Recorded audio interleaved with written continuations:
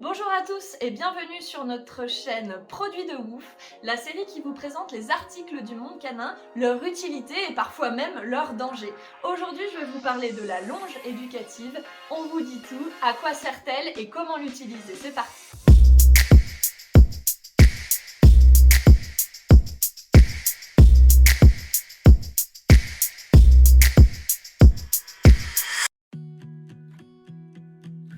La longe n'est autre qu'une longue laisse qui vous permet d'offrir des instants de liberté qui sont, je le rappelle, nécessaires au bonheur de votre chien s'il n'a pas de rappel ou pas de contrôle envers les stimulus de l'environnement et ou de persévérer dans l'éducation de votre chiot ou de votre chien. Ça va être l'amélioration tout simplement du rappel puisque cette fois-ci vous aurez quelque chose en votre possession pour pouvoir travailler là-dessus, ou ce sera par exemple, pourquoi pas la performance de votre pas bougé qui va se travailler sur plusieurs points. Il y a le temps effectivement, mais il y a aussi la distance, les stimulations, etc.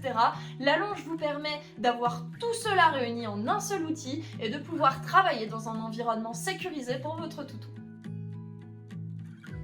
Au niveau des dimensions, on va pas se mentir, vous allez trouver de tout. Mon conseil va être de ne jamais acheter une longe en deçà de 15 mètres.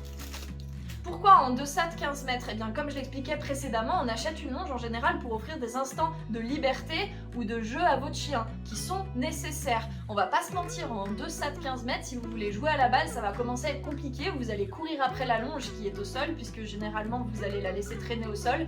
Mais là, ça va être compliqué, le temps de percuter qu'il y a un autre chien qui arrive en face, ou un Tyrannosaurus Rex, ou autre stimulus que votre chien, par exemple, ne contrôle pas ou ne maîtrise pas parfaitement au niveau du rappel. 15 mètres semble être un bon compromis pour commencer à travailler ce qui va être du rappel, du pas bouger, etc. Et je vous conseille une dimension maximum de 30 mètres que personnellement j'aime beaucoup utiliser. Alors certes 30 mètres c'est encombrant, mais il faut arriver à jongler et à s'adapter au niveau de l'environnement de travail dans lequel vous allez évoluer avec votre chien. J'aime beaucoup faire couper par exemple à mes clients la longe de 30 mètres en deux, ce qui nous permet de travailler avec une dimension de 15 mètres sur du terrain, sur des environnements qui sont un petit peu plus compliqués tels que les forêts par exemple où la longe risque de se prendre beaucoup plus facilement si vous voulez dans les forêts et dans les arbres, mais sur les places publiques en ville ou même dans des plaines, puisque ici on a quand même beaucoup de plaines, j'aime leur faire mettre la rallonge et pouvoir persévérer à des niveaux qui sont beaucoup plus intéressants pour le rappel et le pas bouger, surtout le pas bouger. Vous savez, on dit souvent que il y en a énormément, mais l'un des meilleurs ennemis de l'éducation canine va être cette fameuse laisse rétractable dont je vous parlerai prochainement dans un nouvel épisode. Moi je vous dirais que au contraire, la longe fait partie des meilleurs amis de l'éducation canine. Personnellement, je ne pourrais pas m'en passer et je vous la recommande chaleureusement.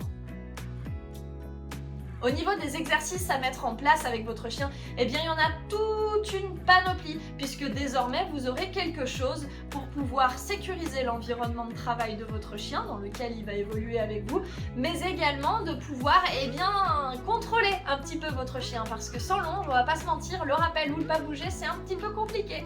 Vous retrouverez toute une panoplie d'exercices dans nos prochaines formations chiots et chiens de famille pour pouvoir jouer avec cette longe, jouer avec votre chien et améliorer son éducation. En attendant, n'hésitez pas à vous en servir à l'infini. Votre chien a vraiment besoin d'instants de liberté.